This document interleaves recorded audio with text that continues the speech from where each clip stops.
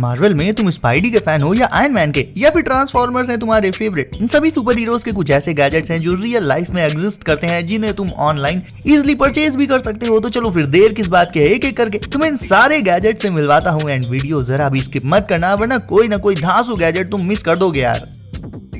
अब ये आंख किसे दिखा रहा है? ये स्पाइडी के होम कमिंग वर्जन वाला मास्क है, जिसकी आईज ऐसे बड़ी छोटी होती रहती हैं। वैसे इसका ये वाला इफेक्ट तो देखने में थोड़ा सा फनी लगता है, नहीं? एंड वेल, ये मास्क एक्चुअल में वियरेबल है, यानी इसे आप पहन भी सकते हो और देखने में भी कूल लगेगा। आई मीन, कुछ मास्क ऐसे होते हैं जो थोड़ा अजीब लगते हैं, लगाने के बाद चोमू लगते हैं, लेकिन ये एक्चुअल में ऑसम है एंड बहुत रियलिस्टिक लगता है पहनने के बाद भी।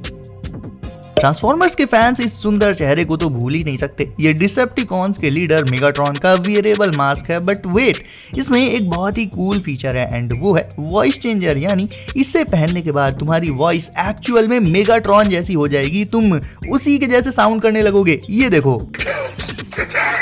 इसे तुम वॉइस कमांड्स देकर कंट्रोल भी कर सकते हो एंड ये मास्क काफी सारे पार्ट से एक्चुअल में ट्रांसफॉर्म भी हो जाता है।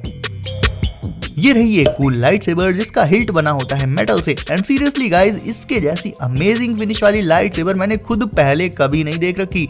मतलब बहुत प्रीमियम क्वालिटी है इसकी। हिल्ट से ही इसकी रॉड निकली रहती है एंड वही कुछ एक बटन्स रहती हैं जिसमें प्रेस करके तुम मस्त इसके कलर्स को चेंज कर सकते हो। अब अगर चाहो तो रॉड को इसके हिल्ट से हटा भी सकते हो, लाइक इसे साफ वगैरह करते टाइम। और देखो, सफाई तो इसकी टाइम टू टाइम करनी पड़ेगी तुम्हें, बिकॉज अब जैसी चमक रही है अभी ये वैसी ही बनाए रखनी है, तो इसके लिए रेगुलरली साफ तो करना पड़ेगा ना।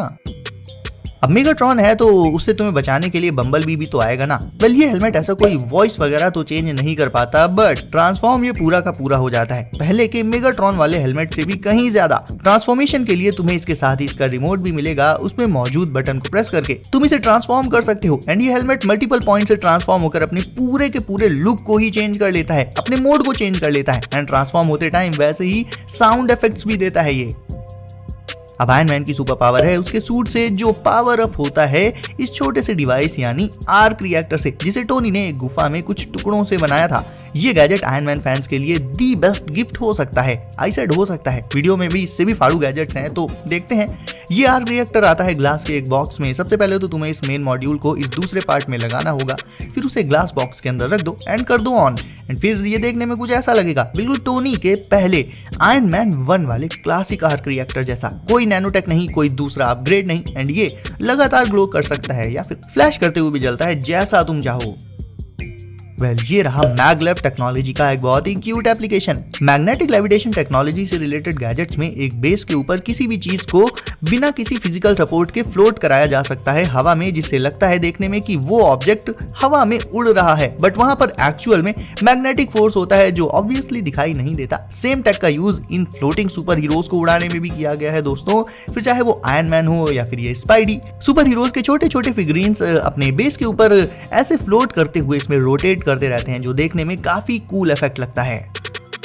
अब ये वाला गैजेट है स्पेशली स्पाइडी फैंस के लिए। देखो, दिन पर दिन जैसे जैसे टेक्नोलॉजी और भी अपग्रेड होती जा रही है, हम एक्चुअल सुपर हीरो गैजेट्स बनाने के और भी क्लोज आते जा रहे हैं। तो बात करें इस पर्टिकुलर वेब शूटर की, तो इसमें एक स्प्रिंग लगी रहती है जिसके थ्रू थ्रेड को इसमें लोड किया जाता है। थ्रेड होता है नॉट वेब, चाहो तो इसे वेब भी कह सकते हो। एंड फिर जब इसके ट्रिगर को स्पाइडी वाली स्टाइल में फिंगर से प्रेस करोगे तुम, तो इसका वही थ्रेड या कहीं की इसका वही वेब इससे शूट होकर जाता है एंड टारगेट पर एक्चुअल में चिपक भी जाता है। मतलब छोटी मोटी चीजों को तो ये वेब एक्चुअल में पुल भी कर सकता है एंड टारगेट पर ही लगे ये एक्यूरेटली। इसके लिए इसमें प्रॉपर एक लेजर पहले से ही मौजूद रहती है, सो दैट तुम इजीली किसी भी ऑब्जेक्ट को इससे टारगेट कर सकते हो। एंड इसके वेब की स्ट्रेंथ भी काफी अच्छी खासी देखने को मिल जाती है।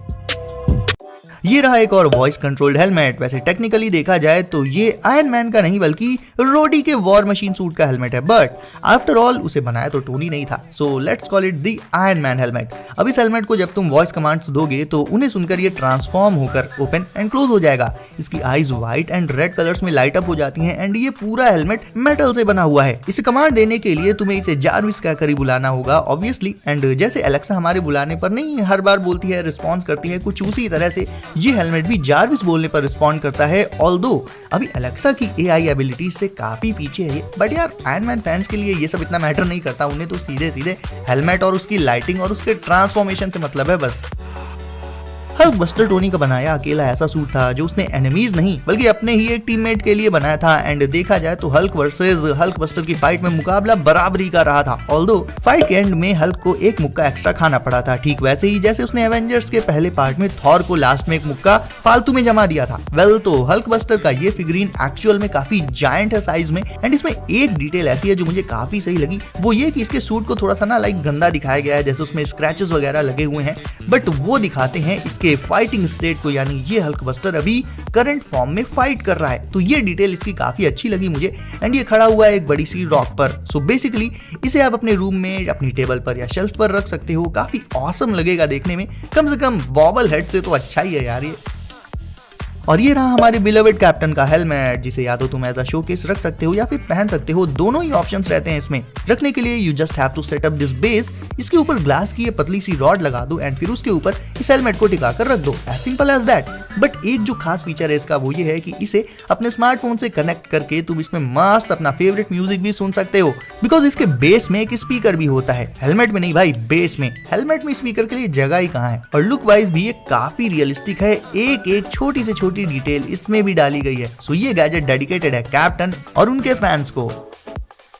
ये रहा म्योलनिर का ब्रोकन वर्जन, जिसे हेला ने तोड़ दिया था एंड बाद में जेम्स फॉस्टर के प्यार में ये बेचारा अपने आप जुड़ गया। मतलब सोचो, थॉर जो इसका एक्चुअल ओनर था उसके लिए नहीं जुड़ा, ये उसके लिए इतना लॉयल नहीं रहा जितना उसकी गर्लफ्रेंड के लिए हो गया। हैमर तो क्या ही, पीठ में छुरा घोपने वाला फ्रेंड समझो इसको। बाय द वे इस हैमर में क्रैक्स वगैरह विजिबल रहते हैं एंड इन क्रैक्स के बीच से इसमें से लाइटिंग फ्लैश करती हुई दिखाई देती है। एंड लाइटिंग को ऑन ऑफ वगैरह करने के लिए, उसे कंट्रोल करने के लिए बेसिकली इसके साथ तुम्हें इसका एक छोटा सा रिमोट भी मिल जाएगा। और गाइज ये रही कैप्टन की क्लासिक राउंड शील्ड, जिसे उसने पास ऑन कर दिया था फैल्कन को, जिसने हमें कैप्टन के रोल में डिसअपॉइंट करने में कोई कसर नहीं छोड़ी थी। वैसे सही पूछो तो मार्वल ने लेजेंडरी कैरेक्टर्स को बर्बाद करने में कोई कसर नहीं छोड़ी, फिर चाहे वो शी हल्क हो या फिर एबोमिनेशन हो। और ये किस एंगल से कैप्टन लग रहा है बताना जरा। थॉर को वॉरियर से एक जोकर बना दिया, नंगा पुंगा तक कर दिया था। एनीवेज ये क्लासिक शील्ड पूरी मेटल से बनी है, शाइनी फिनिश के साथ आती है एंड इसमें पीछे साइड इसे फर्मली होल्ड कर सको तुम, इसके लिए प्रॉपर स्ट्रैप्स भी दिए गए हैं। सो एज अ सूवेनियर इसे लिया जा सकता है या फिर सिंपली अपने सुपर हीरो गैजेट्स के कलेक्शन में इसे भी ऐड कर सकते हो तुम। सो कौन सा सुपर हीरो सबसे ज्यादा पावरफुल है तुम्हारे हिसाब से, नीचे कमेंट्स में लिख दो फटाफट से। एंड साथ ही वीडियो को लाइक करके चैनल को कर लो सब, नोटिफिकेशंस को ऑल पर जरूर से डाल देना ताकि वीडियो आते ही सबसे पहले तुम्हें मिले। सो स्टे सेफ, मिलते हैं अगली वीडियो में, बाय।